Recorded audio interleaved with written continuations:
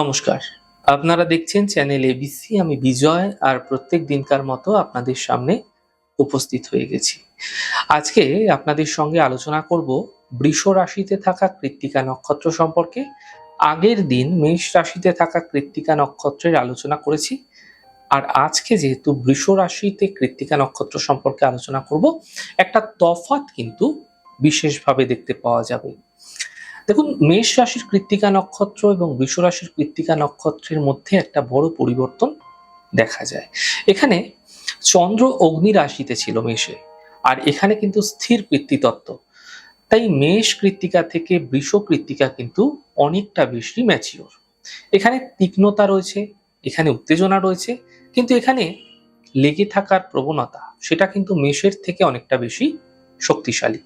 মেষের কৃত্তিকা যদি রিপ্রেজেন্ট করে ব্লেডের, কাঁচির, এখানে কৃত্তিকা রিপ্রেজেন্ট করবে ধারালো কুঠার। এরকম কোনো কিছুকে কিন্তু কুঠার যেটাকে বলা হয়, তো অগ্নিতে নিক্ষেপ করা আছে এরকম ধরনের কুঠারকে কিন্তু বুঝিয়ে থাকে। দুটি ক্ষেত্রেই ধার রয়েছে, কিন্তু ব্যবহার আলাদা, শক্তি আলাদা। তাহলে বৃষ রাশির কৃত্তিকা নক্ষত্রের মানুষদের জন্য 10টি বিশেষ বৈশিষ্ট্য তাদের অন্যদের থেকে আলাদা করতে সক্ষম হয়। সেই ধরনের 10টি বৈশিষ্ট্য কি, তা আজকে আমরা আপনাদের সঙ্গে শেয়ার করব। এবং আপনারা জানতে পারবেন যে বৃষ রাশির কৃত্তিকা নক্ষত্রের মানুষদের পজিটিভ কোয়ালিটি বা নেগেটিভ কোয়ালিটি কি কি রয়েছে। বৃষ রাশির কৃত্তিকা নক্ষত্রের মানুষদের প্রথম যে বৈশিষ্ট্য তাদের সব থেকে আলাদা করে, সেটি হলো হিউজ রেসপন্সিবিলিটি এবং উগ্র কথন।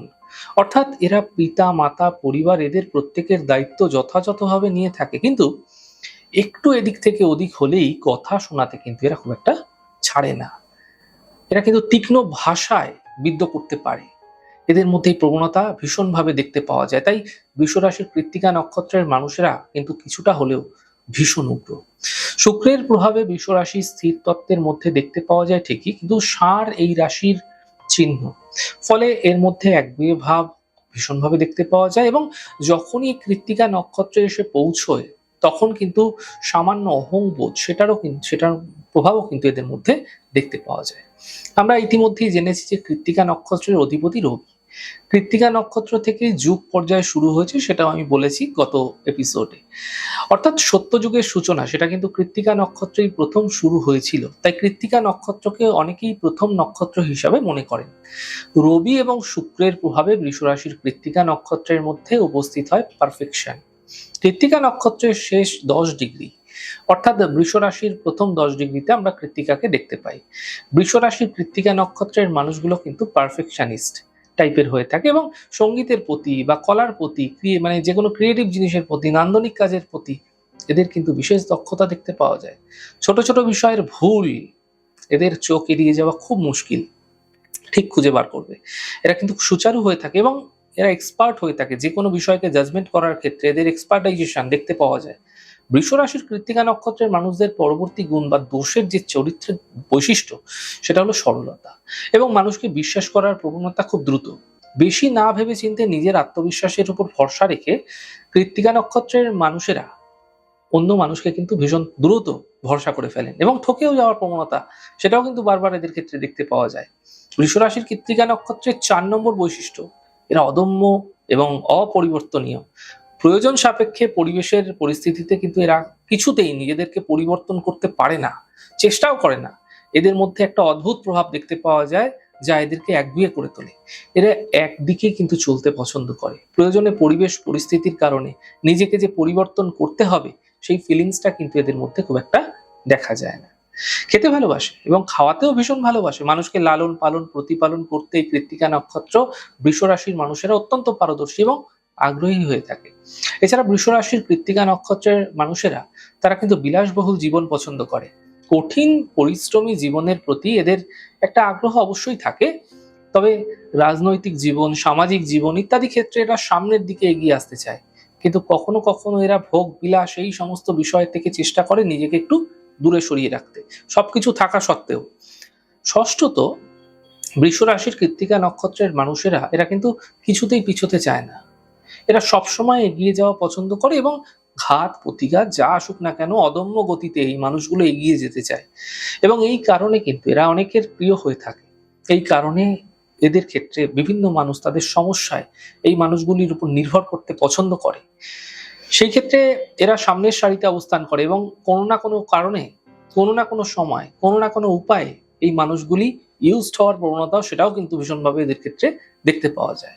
এবং এই ইউজড হওয়ার প্রবণতা থেকে এদের বাড়িতে, বিশেষ করে এদের বউ হতে পারে, স্বামী হতে পারে, এরা কিন্তু এদেরকে বারবার সাবধান করে এবং বারবার সাবধান করবার কারণে এরা কিন্তু ধীরে ধীরে ওই লোকগুলির, অর্থাৎ ঘরের মানুষগুলির কাছে কিছুটা অপ্রিয় হয়ে থাকে, ভুল বোঝাবুঝির শিকার হয়, সমস্যা তৈরি হয়ে থাকে বাড়িতে। সপ্তমত, বৃষ রাশিতে কৃত্তিকা নক্ষত্রের মানুষদের আঘাত প্রবণতা ভীষণভাবে দেখতে পাওয়া যায় এদের জীবনে। এরা কিন্তু কারণে অকারণে যেখানে সেখানে আঘাতপ্রাপ্ত হয়। কোনো জায়গাতে যদি আঘাত না পেয়ে থাকে, সেই ক্ষেত্রে দরজার মধ্যে দেখা যাচ্ছে আঘাত পেয়ে গেল, দরজার ফাঁকে হয়তো হাতটা আটকে গেল, এরকম দরজার কবজার মধ্যে হয়তো হাতটা আটকে গেল, এরকম ধাক্কা খাওয়ার প্রবণতা, উঁচু জায়গা থেকে পড়ে যাওয়ার প্রবণতা, এই হঠাৎ চোট আঘাত, মচকা খাওয়া, এরকম ধরনের এদের জীবনে কিন্তু লেগেই থাকে। সাধারণত কৃত্তিকা নক্ষত্রকে আমরা একটু মানে ভয়ানক, বা যখন পৃথিবী তত্ত্বের মানে অর্থাৎ পৃথিবীর তত্ত্বের সঙ্গে সম্পর্কিত করি, তখন কিন্তু আমরা দেখি যে সেখানে কিন্তু কোনো রকম ধাক্কা বা আঘাত প্রাপ্তির সম্ভাবনা কিন্তু তৈরি হতে পারে। সেটা কিন্তু কৃত্তিকার ক্ষেত্রে বারবার এদের জীবনে দেখতে পাওয়া যায়। অষ্টমত, বৃষ রাশির কৃত্তিকা নক্ষত্রের মানুষ তারা কিন্তু পশু পাখি পালন করতে এবং ভীষণ ভালোবাসেন। তবে কোনো কোনো সময় মানুষগুলো চায় যে এমন কিছু তৈরি করতে, এমন এন্টারপ্রাইজ হতে পারে, এমন কোনো কোম্পানি, এমন কোনো ম্যানুফ্যাকচারিং ইউনিট তৈরি করতে যেখানে একসাথে গঠনমূলক কাজ করা যায়, অর্থাৎ একটা সংস্থা যার মধ্যে অনেক মানুষ কাজ করবে, বেশ কিছু মানুষের সংস্থান হবে, এরকম কোনো ইনিশিয়েটিভ এরা কিন্তু নিয়ে থাকে, ভীষণ পছন্দ করে এগুলো। নবম হচ্ছে, বৃষ রাশির কৃত্তিকা নক্ষত্রের মানুষদের হাতের লেখা কিন্তু বেশ ভালো হয়। কোনো কোনো কারণে মানুষ কি সহযোগিতা করতে গিয়ে এই মানুষগুলো ঋণগ্রস্ত হয়ে পড়ে ঠিকই, কিন্তু সেই ঋণের বোঝা অতিক্রম করতে গিয়ে এরা কিন্তু বেশ সমস্যায় পড়েন। অর্থাৎ অপরের ঋণ বা অপরকে সাহায্য করতে গিয়ে ঋণের মধ্যে জড়িয়ে পড়া, এটা কিন্তু কৃত্তিকা নক্ষত্রের একটা বেশ কমন বিষয়। হয়তো সে করেনি ঋণ করেনি, কিন্তু ঋণ গ্রহণ না করে হলেও সে অপরকে হয়তো সাহায্য করেছে, নিজের টাকা নষ্ট করেছে, এটা কিন্তু বারবার দেখতে পাওয়া যায়। এছাড়া প্রেমের ক্ষেত্রে কৃত্তিকা নক্ষত্র কিন্তু বেশ রোমান্টিক এবং অ্যাগ্রেসিভও বটে। কাউকে ভালোবাসলে সেটা প্রকাশ করতে তারা সোজা গিয়ে সেই কথাটা বলতে পারে। ফলে বহু ক্ষেত্রে কৃত্তিকা নক্ষত্রের মানুষ তারা কিন্তু অনেকের কাছে প্রেম ভালোবাসায় এগিয়ে যাওয়ার পথে শত্রুতে রূপান্তরিত হয়ে যায়। ঘটনাটি এরকম হতে পারে, যদি আমরা একটুখানি ভেবে দেখি, যে এক্স মানুষটি ওয়াই কে পছন্দ করে রেখেছে, ওয়াই বলতে যাবে এরকম একটা ভেবে রেখেছে, এরকম সময় বৃষ রাশির কৃত্তিকা নক্ষত্রের একজন জাতক, সে হচ্ছে জেড, সে গিয়ে এক্স কে প্রপোজ করে ফেললো। ফলে প্রপোজাল অ্যাকসেপ্টেড হলো, কিন্তু ওয়াই যে কিনা ভেবেছিল প্রপোজ করবে, সে মাথায় হাত দিয়ে বসে রইল। বৃষ রাশির কৃত্তিকা নক্ষত্রের মানুষদের জীবনে এই ধরনের ঘটনা একাধিকবার ঘটতে দেখা যায়।